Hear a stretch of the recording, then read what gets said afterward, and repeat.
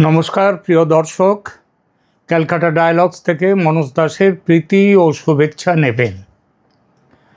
এখন যে বিষয়টি নিয়ে আপনাদের সাথে কথা বলবো সেটা হলো তুলসী গ্যাবার্ড, আমেরিকার director of national intelligence, Bharat সফরে এসে বাংলাদেশ নিয়ে দুদিন আগে সাংবাদিকের করা প্রশ্নের উত্তরে কিছু কথা বলেছেন এবং যে কথাগুলো বলেছেন সেগুলো বাংলাদেশের পক্ষে খুব একটা কেন বলবো, আদৌ সম্মানজনক কথা নয়। সুতরাং কিছুটা স্বাভাবিকভাবেও আবার কিছুটা অস্বাভাবিকভাবে এই কথা তুলসী গ্যাবার্ড যা বলেছেন তার প্রতিক্রিয়া চলে আসছে বাংলাদেশ থেকে। বাংলাদেশে এই নিয়ে প্রচুর আলোচনা শুরু হয়েছে সরকারি মহলে এবং বুদ্ধিজীবী মহলেও। সংবাদ মাধ্যমে তুলসী গ্যাবার্ডের মন্তব্য এবং তার জবাবে বাংলাদেশ সরকারের প্রতিক্রিয়ার কথা আমরা দেখছি সব দিকে, কিন্তু প্রায় সঙ্গে সঙ্গে আমেরিকার বিদেশ দপ্তরও বাংলাদেশ সরকারের প্রতিক্রিয়া পাওয়ার পর আমেরিকার বিদেশ দপ্তর তারাও কড়া ধাতানি দিয়েছে আলাদা করে। তুলসী গ্যাবার্ড তিনি কিছু স্টেটমেন্ট দিয়েছেন আর বাংলাদেশ সরকারকে আক্ষরিক অর্থে কড়া ধাতানি দিয়েছেন। হোয়াইট হাউসে সাংবাদিক ব্রিফিং করায়, প্রতিদিন যে সংবাদ ব্রিফিং হয় সেইখানে সেইটা দেওয়া হয়েছে। সেগুলো নিয়ে কিন্তু কোনো জায়গাতে কেউ কিছু বলছেন না। এই যে হোয়াইট হাউসের বিদেশ দপ্তরের ব্রিফিং, এটা প্রতিদিন তারা এই ব্রিফিং করেন, সাংবাদিকদের প্রশ্নের উত্তর দেন এবং সেইখানে ইউনূস সরকারকে কিন্তু যাকে বলা হয় সহজভাবে এক প্রস্ত ঝাড় দিয়েছেন। আমরা বলবো সে কথা কিভাবে সেই ঝাড়টা দিয়েছে। তবে তার আগে বলি বাংলাদেশ সম্পর্কে এনডিটিভির সাংবাদিক বিষ্ণু সোমের প্রশ্নের উত্তরে কি বলেছেন তুলসী গ্যাবার্ড।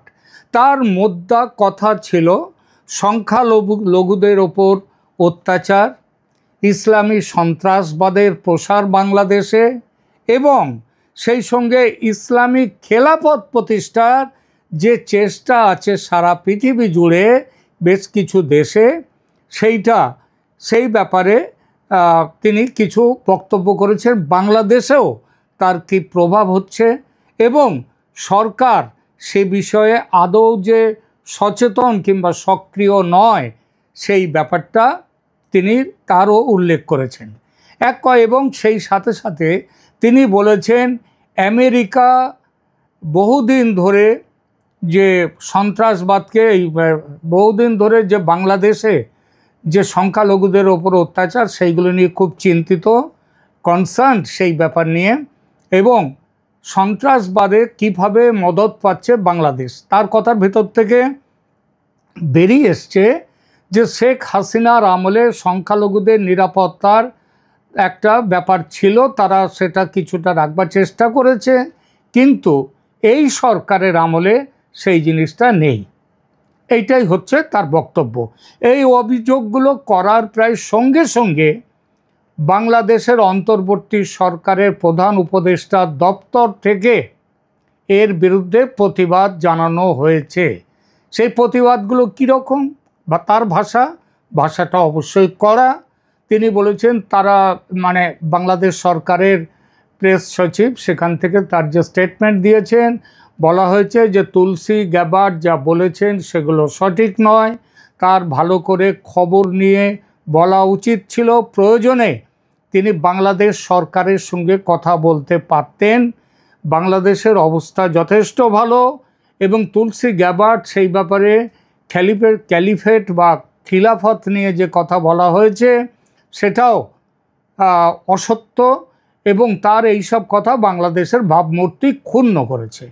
তুলসী গ্যাবার্ডের তোলা অভিযোগগুলোর সত্য মিথ্যা আলোচনায় আমি যাচ্ছি না এখন, কারণ আমার মনে হয় দেশে বিদেশে এবং বাংলাদেশের মানুষ তো বটেই, তারা জানে যে সেই আলোচনার কোনো প্রয়োজন নেই, কারণ তুলসী গ্যাবার্ড কোনো মিথ্যে কথা বলেননি।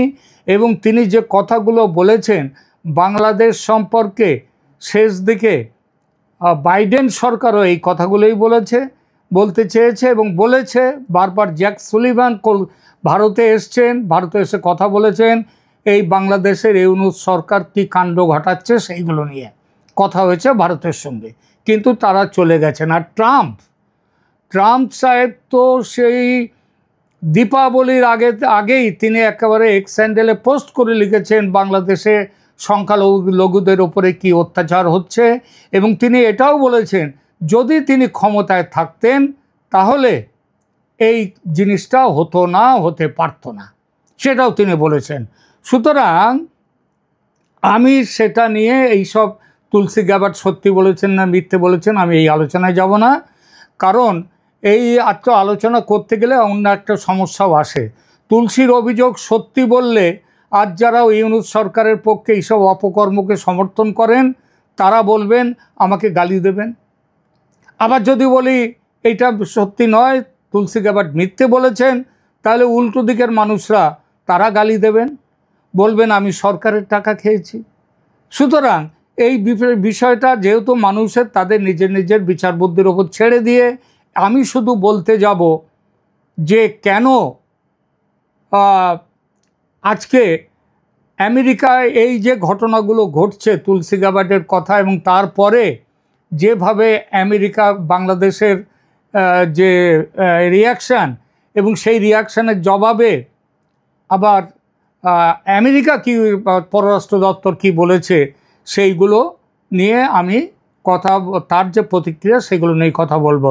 একটা জিনিস এর মধ্যে আপনাদের মনে প্রশ্ন উঠতে পারে যে বাংলাদেশের মেইন স্ট্রিম মিডিয়া তারা তো বাংলাদেশে সেটা পড়লে যে তাদের পাতা উল্টালে বাংলাদেশে যে বিরাট খারাপ অবস্থা এগুলো বোঝা যায় না, কারণ অনেক চেপে চুপে রেখে তারা খবর দেওয়া হচ্ছে, এবং তার জন্য বাংলাদেশের মেইন স্ট্রিম মিডিয়াও এখন গালি খাচ্ছে বাংলাদেশের সাধারণ মানুষের থেকে।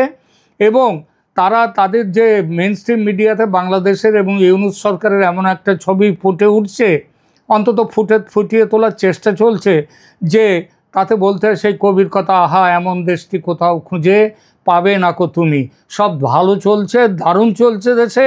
নোবেলজয়ী মাস্টারমশাই তিনি এবার তার বিপ্লবী ছাত্রদেরও দু একজনকে হয়তো নোবেল দেওয়ার ব্যবস্থা করে দেবেন, বিপ্লবের নোবেল। যাই হোক, সুতরাং অভিযোগ পাল্টা অভিযোগের লাফড়ায় না পড়ে দেখব দুই তরফের এই যে এক কথায় হচ্ছে গালি চালাচালি বা অভিযোগের চালাচালি, এর পরিণাম কি হতে যাচ্ছে আমরা সেইগুলোই দেখব। তবে সেই আলোচনায় যাওয়ার আগে একটা কথা বলতে হয়, তুলসীর বক্তব্যের প্রতিক্রিয়ায় ইউনূস সরকারের কড়া মন্তব্যকে যারা বাংলাদেশের সাবালক হওয়ার ও চোখে চোখ রেখে কথা বলার হিম্মত বলে যারা প্রচার করছেন বা গলা ফাটাচ্ছেন, তাদের বলি একটু সামলে যাবেন ভাই। তলোয়ার হাতে নিয়ে কোন দিকে ও কার দিকে তলোয়ার চালাচ্ছে সেটা না দেখে না বুঝে যারা তলোয়ার চালায় তারা হয় অবোধ অপগণ্ড শিশু, নয় ধেড়ে পাগল। বাংলাদেশের কিছু উগ্র আওয়ামী লীগ বিরোধী ও ভারত বিরোধী পাগল কিংবা বোধবুদ্ধিহীন শিশু তাদের রাজনীতিক বিশ্লেষকের ভূমিকায় এসে বিভিন্ন মন্তব্য করছেন, এবং আমরা সেগুলো দেখছি ইউটিউবের সৌজন্যে। তারা তুলসী গ্যাবার্ডের হিন্দু হওয়াটাকে এবং মোদি সরকারের যে হিন্দু পরিচয়ের সঙ্গে জুড়ে দিয়ে এক ফর্মুলা তৈরি করেছেন যে এমনটাই নাকি তুলসী গ্যাবার্ডের কাছ থেকে প্রাপ্য ছিল, এবং শেষমেশ তারা এই সিদ্ধান্তে পৌঁছে গেছেন যে বাংলাদেশ ঠিকই আছে। বাংলা সরকারের কড়া মন্তব্যের একটা প্রতিক্রিয়া তুলসী নয়, স্বয়ং হোয়াইট হাউসের বিদেশ দপ্তর দিয়েছে, সে কথা প্রথমেই বলেছি। এই প্রতিক্রিয়াটি যে কোথাও এখানে নজরে পড়ছে না সেটাও বলেছে। সেখানে হোয়াইট হাউস বলেছে তাদের ডিরেক্টর অফ ন্যাশনাল ইন্টেলিজেন্স যা বলেছেন সেটা সে দেশের সরকারেরও বক্তব্য। যদি বাংলাদেশের সরকারের কিছু অন্য বক্তব্য থাকলে কিংবা থাকতো যদি অন্য মন্তব্য, তাহলে অফিসিয়ালি সেটা জানাতে পারত আমেরিকাকে, আমেরিকার পররাষ্ট্র দপ্তরকে, কিংবা এই বিষয়ে তাদের বক্তব্য জানাতে একটা বৈঠকে বসার অনুরোধও জানাতে পারত।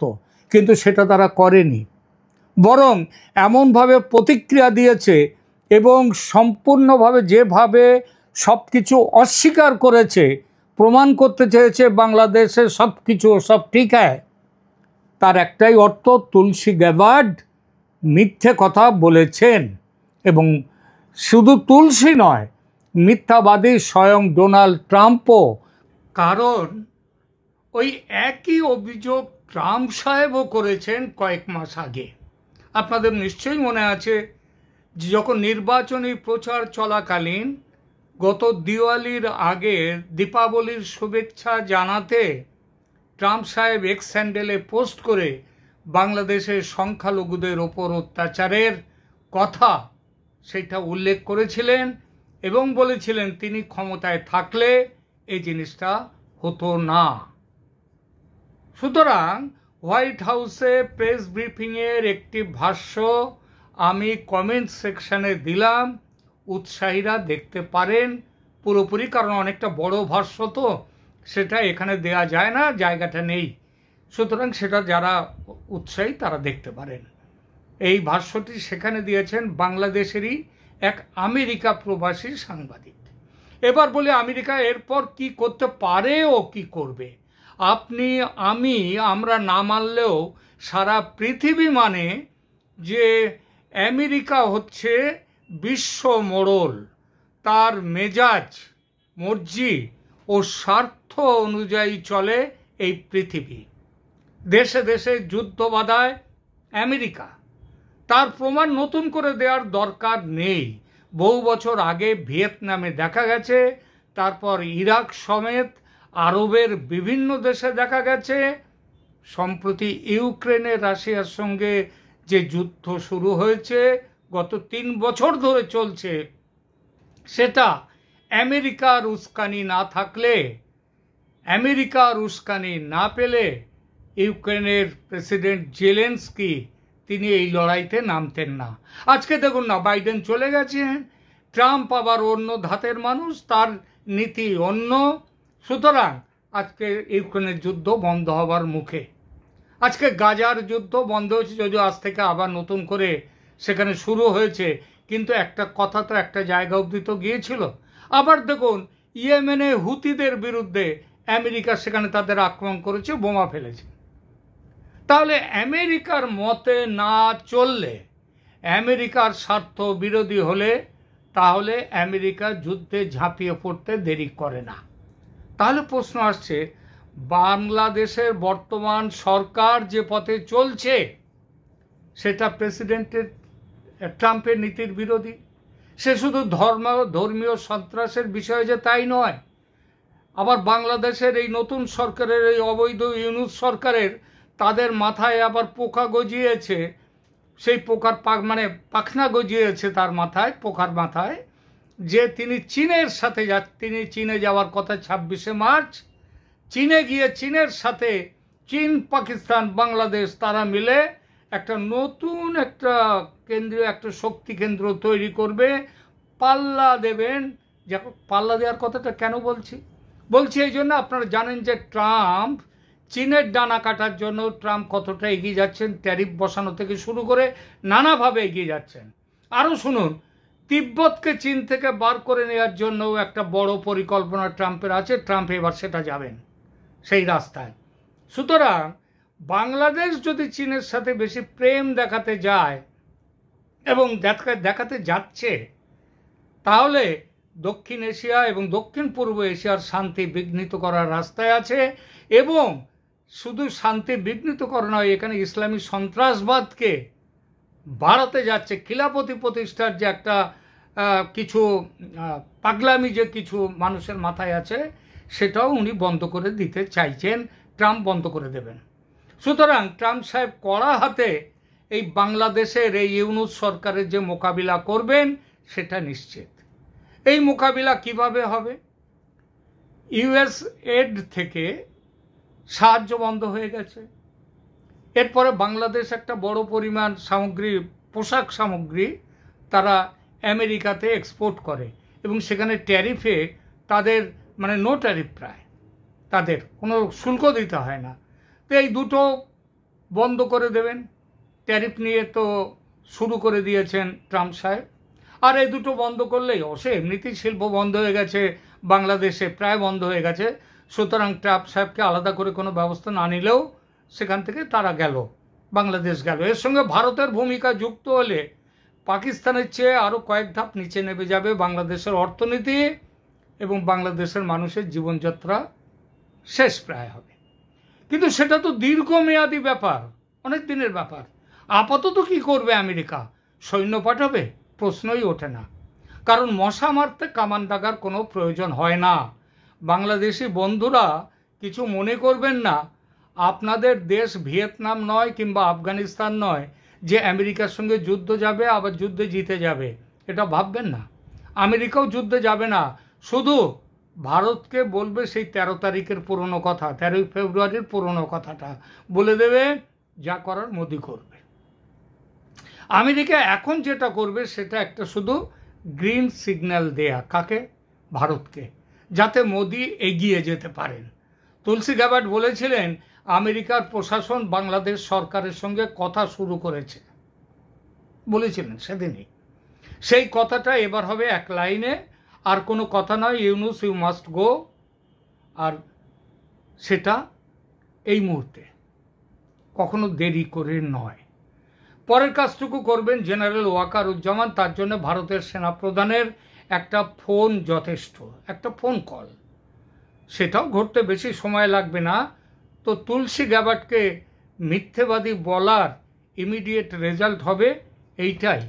এখানে একটা প্রশ্ন স্বাভাবিকভাবেই উঠতে পারে, সেটা হচ্ছে, আচ্ছা যদি এই শেষ মুহূর্তে বাংলাদেশ সরকার তারা আমেরিকার দিকে ভালোবাসার অলিভ ব্রাঞ্চ, মানে সবুজ সংকেত, তারাও যদি বলে যে আমরা আপনাদের সাথে কথা বলতে চাই, আসুন ভারত এই বাংলাদেশ এবং আমেরিকা আমরা একসাথে বসি, ডিসকাস করি, তারপরে আপনারা যা বলবেন আমরা মেনে নেব, যা করতে বলবেন।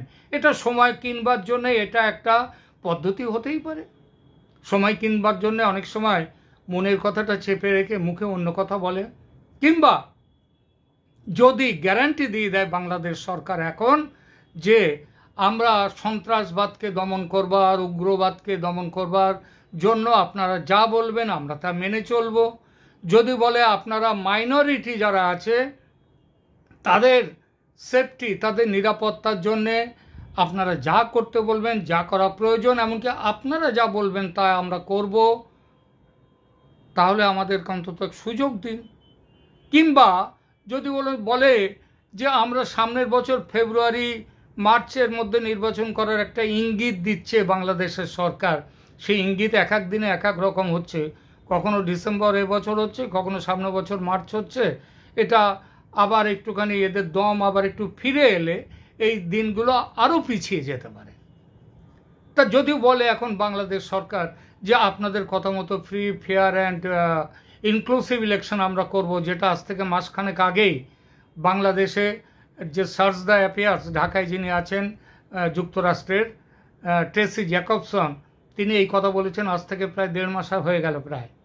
তিনি এই কথাটা বলেছিলেন, এইটা করতে হবে, গ্যারান্টি দিতে হবে। বাংলাদেশ সরকার সেটা মানে খুব একটা গুরুত্ব দেয়নি। এখন যদি বলে আমরা সেটা গুরুত্ব দিয়ে আপনারা যবে নির্বাচন চাইবেন আমরা তবে নির্বাচন করব, যদি এই কথা বলে, তাহলে কি আমেরিকার একটু মনটা গলবে ট্রাম্প সাহেবের? আমার কিন্তু ধারণা হয় না। কারণ ট্রাম্প সাহেবের পাকা মাথা, কিন্তু পাকা মাথা। তিনি জানেন যে গিরগিটি সময়ে সময়ে রং পাল্টায়, যখন যেটা দরকার সেই রংটা নিজের শরীরে নিয়ে নেয়। তো ইউনূস সরকার হচ্ছে একটি মানে আদ্যন্ত শুরু থেকে শেষ পর্যন্ত একটি গিরগিটি প্রজাতির জীব। সুতরাং এই সরকারকে খুব বেশি তোল্লাই দেয়া আর বরদাস্ত করাটা আমেরিকার স্বার্থ বিরোধী, এবং শুধু আমেরিকা নয়, ভারতের স্বার্থ বিরোধী, এবং আমেরিকাকে ভারতের দিকেও তাকিয়ে চলতে হবে। বর্তমান পৃথিবীর জিওপলিটিক্স এইটাই বলে। এখনকার মতো এখানেই রাখছি, ধন্যবাদ।